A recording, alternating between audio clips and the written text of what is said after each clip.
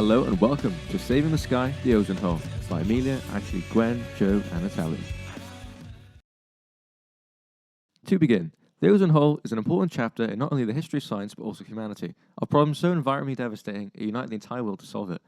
The ozone layer is a vital, life-sustaining part of the atmospheric system of the Earth, defined as a layer of the gas ozone in the stratosphere that absorbs ultraviolet radiation from the sun, preventing this ultraviolet radiation from sterilizing the Earth's surface. However, due to human activities causing the production of certain chemicals such as chlorofluorocarbons, an area with a significantly reduced amount of ozone above Antarctica was discovered. Now, we shall explore the formation, discovery, recovery, and much more in the next 10 minutes. Formation and discovery. 500 million years ago, during the Proterozoic Eon, the atmosphere's level of free oxygen increased significantly due to new craze of photosynthesis that the algae and bacteria were following. This abundance of oxygen reacted with the ultraviolet radiation and formed the ozone layer. The ozone layer and its role had been theorized during the 19th century. However, major concern began when Molina and Rowland published their theories of the potential damage caused by chlorofluorocarbons. The ozone hole was discovered in 1985 by British scientists Joe Farman, Brian Gardiner, and Jonathan Shanklin in Antarctica. Using Dobson spectrophotometers and satellite measurements, they noticed a dramatic fall in levels of ozone. Fun fact, the first documented concerned discussion about human activity damaging the ozone layer occurred in 1958 when it was questioned whether ultraviolet emissions from nuclear bomb testing in the USA would burn a hole in the ozone layer. If you've watched Oppenheimer, then it's kind of similar to the concern they had about a chain reaction causing the end of the world, so pretty cool that. Right, so now it's time to talk about the actual chemistry involving the ozone hole. But first, before talking about the ozone hole, we need to establish our understanding of how the ozone in itself is formed. So if we look down at this bottom left-hand image, we can see the reaction in which ozone is formed quite clearly illustrated. So, within the stratosphere, we have diatomic oxygen molecules, which are very stable. However, unfortunately, they're not stable enough so that when a sufficient amount of UV radiation from the sun is absorbed, they end up splitting into two single oxygen molecules. However, these are very unstable and they're very high in energy, which means they're also very highly reactive. So when they bump into other freely moving diatomic oxygen molecules, they bind together to form the allotrope of oxygen, O3, which we also know as ozone. Well, this ozone in itself protects us. However, unfortunately, it's actually not that stable compared to O2. So when further UV is absorbed, they end up thermally decomposing back into O2 and oxygen. This in itself forms an equilibrium that is fairly stable. However, due to anthropogenic interference, such as the use of more aerosols containing CFCs, more radicals, which are species that have an unpaired electron, are in the stratosphere and the atmosphere, causing this reaction to an equilibria to further favour the decomposition of ozone rather than the formation. Over time, this creates the ozone hole. So, to form radicals, such as the Cl radical, the main way is by the breakdown of CFCs, which are chlorofluorocarbons, via UV radiation, as well as nitrogen oxide and hydrogen radicals can also be formed with lightning, creating really extreme temperatures.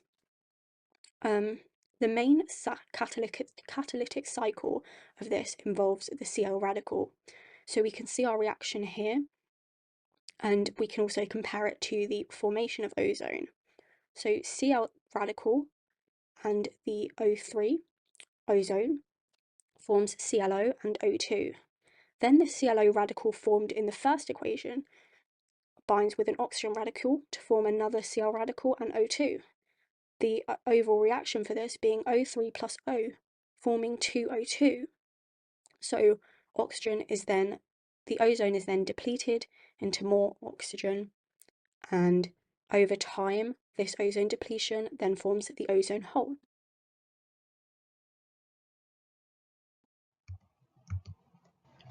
The Montreal Protocol phases down the consumption and production of the different ozone-depleting substances in a stepwise manner, with different timetables for developed and developing countries. Under this treaty, all parties have specific responsibilities related to the phase-out of the different ozone-depleting groups, such as control of its trade, annual reporting of data, and national licensing systems to control its imports and exports.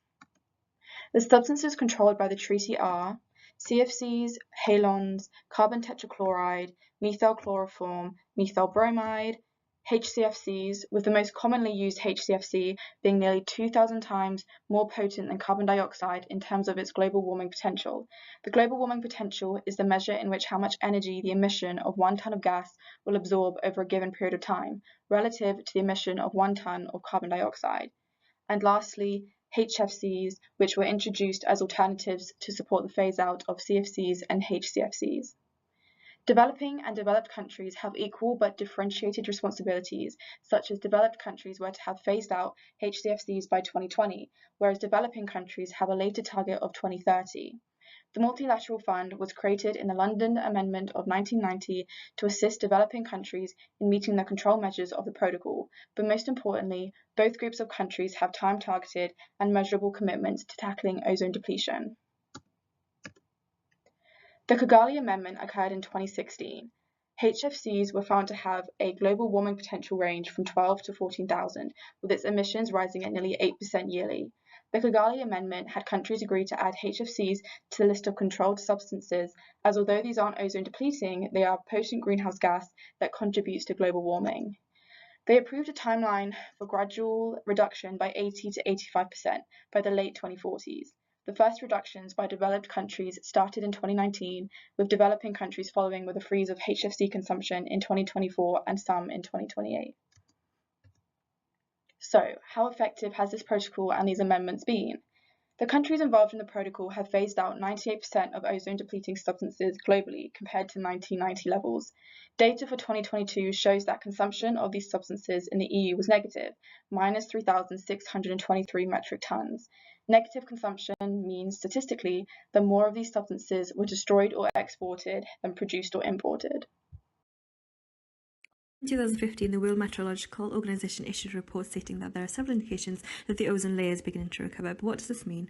The report further states that the implementation for the Montreal Protocol has led to a stabilization in atmospheric concentration of ozone-depleting substances, and that the overall ozone layer will begin to heal measurably in 2050 and reach pre-1980 level by 2075. But how? A table that compares the advantages and disadvantages of human ozone and natural ozone repair. Target area for healing is the ozone hole, where chlorine monoxide reactions are actively occurring. Natural ozone repair will take time, but come at no cost. Human ozone repair will come at a cost, but can be done at any time by controlling the rate of emissions produced, with the risk of ensuring that no other harmful minerals are formed because of the high temperature, such as sulfur and phosphorus, causing weather fluctuations. The conversion into hydrochloric acid is an important one that will need to be controlled safely. We can look at the graphs in this next slide in order to predict the future. One of the ban of CFC production when the Montreal Protocol was implemented, and the other, the reduction of ozone-depleting substances being consumed worldwide by the year 2000s and continues to remain low. This sparked industrial change, especially in the pharmaceutical industry, to recreate inhaled respiratory medications when CFC production was stopped. The effects can be seen visibly within these graphs. Future research in this field can focus on advanced atmospheric modelling to predict long-term effects and develop small-scale trials to provide valuable insights into the efficacy and safety of the proposed methods. Ecological impacts, policy frameworks and public perception are all important to address in the multifaceted challenges of the ozone layer restoration. What is a natural cycle? In simple terms, natural cycle refers to how nature recycles essential substances like carbon, nitrogen and water so that they can be used repeatedly by plants, animals and microorganisms. Why are the natural cycle and ozone hole connected? The larger the hole in the ozone, the more UVB that gets into the Earth's surface, which affects the carbon cycle by reducing plant photosynthesis and increasing photodegradation, resulting in more CO2, altering the natural carbon balance that regulates climate. It also affects the nutrient cycles. More UVB can change soil chemistry and microbial activity, affecting how nutrients such as nitrogen are recycled. Climate change can influence ozone recovery. Changes in UVB from ozone depletion can influence carbon and nutrient cycles, which in turn affect climate. The vicious cycle: less ozone directly results in climate change. Climate change results in less ozone recovery, which results in less ozone. Natural cycles versus human actions. Ozone is naturally formed and broken down in the stratosphere.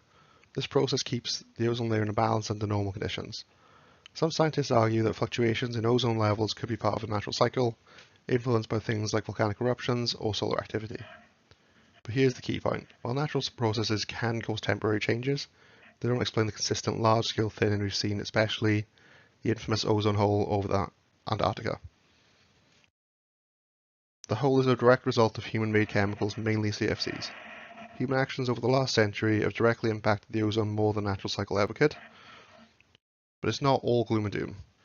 Human actions are also the driving force behind the recovery and preservation of the ozone layer, showing that collective global effort can reverse even large-scale environmental damage.